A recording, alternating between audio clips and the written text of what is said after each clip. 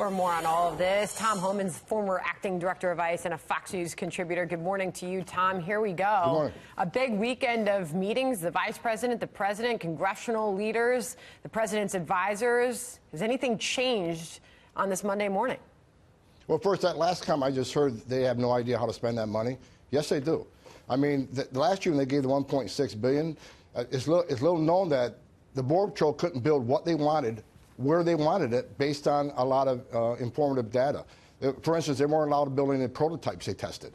They weren't allowed to build new fencing in areas they needed most. So there is a plan. The Border Patrol knows exactly what they want to build and where they want to build it. But, you know, the Democrats keep lying to the American people. And I see what happened this weekend.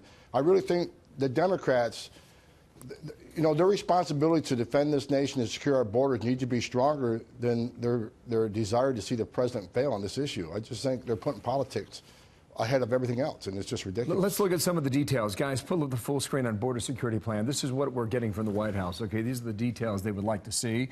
You got $5.7 billion for that steel barrier we mentioned, 75 additional immigration judges and staff to handle the influx, 750 Border Patrol agents, 2,000 additional law enforcement, technology at the border crossings, $800 million for humanitarian needs, and 2,000 detention beds, which you would assume is in addition to the detention beds they have already in place there. That's a lot. It is a lot, but it all adds to the security of the southern border. Let's just take the detention beds for examples. ICE has asked for 51,000 beds based on solid data, but last year they're given 41,000 beds, right? 10,000 less than they actually justified the need for, which means if they have 10,000 less beds, that's 10,000 people that's going to be caught and released. When you catch and release illegal aliens entering this country, that just entices more people to come. If they think, I'm not going to be detained, I'll be released in the interior of the United States, either not to show up in court, and if they get an order from a judge to remove, they won't remove.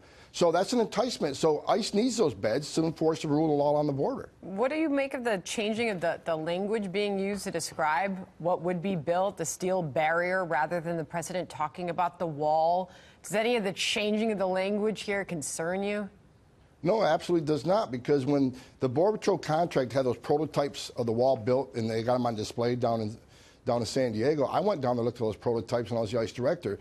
And the Border Patrol has always said that, you know, the concrete barrier makes sense, but in some areas they wanted the steel post that acts as a wall, but they can see through, because they want to see what's coming at them from Mexico. That makes sense. It makes operational sense. So the Border Patrol has been very clear that they would like something they can see through.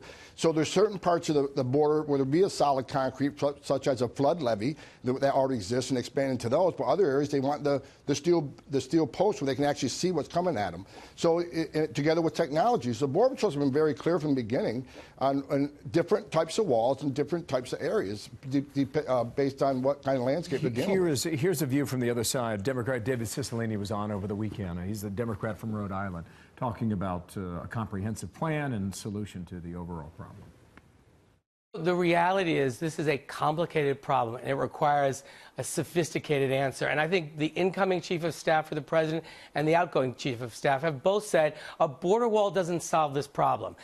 We need to have comprehensive immigration reform. We need to have additional personnel. We need to use technology. So we want to secure our border and respond to these challenges, but we want to do it in a way that works. I think what he is reflecting on is the list I just read off here.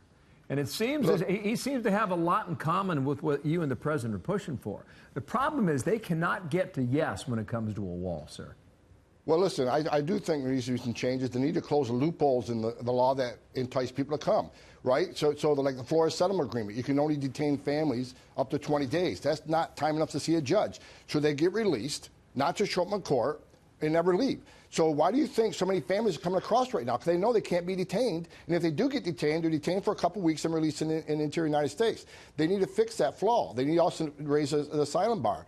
You know, they need to give ICE the detention capability to detain these people, at least be in the beginning, to make sure we know where they are. But he's wrong on the point walls don't make sense. Walls work. I've said it many times. It's been 100% effective. And that's why I said last week, and the president needs to get out there to the American people and show them every place a barrier has been built. What did illegal immigration look like before that barrier went up, and what did it look like after that barrier went up? Because every place, 100% of the time, illegal immigration went down. But Tom, you hear Democrats, and you heard Nancy Pelosi in the lead into you, talking about this is the White House, the president, Republicans. This is an act of desperation, as she described it. How do you respond to Democrats and where they are at this point? We're looking at day 17 of this shutdown. I would say, Nancy Pelosi, you need to love your country a little more than you hate this president. I mean, your number one responsibility is to protect the Americans and secure our border. We have already shown how a barrier can be effective. So put politics aside. Look, this is all politics. They don't want this president to have a win on the border. But what they don't understand is the president wins on this border issue, America wins. America is more secure. Less drugs get across, less guns get across, less illegal immigration. And despite what I've seen this weekend on media, terrorists do come across that southern border. I detained them as an ICE director. It has happened. And many more come. We have a relationship with the Panamanian government. We stopped literally hundreds of special interest aliens, some with known and suspected ties to terrorism in Panama, that were attempting to get to Mexico to our southern border. It has happened. My biggest concern is it ain't so much how many terrorists have been arrested entering the country illegally, how many got through, how many did Border Patrol not catch. That's what America should be thinking about. Thomas Homan, thank you for coming back today. We'll call on you again, okay? Thank you, sir. Thank you, sir. Thank you. Live in Washington.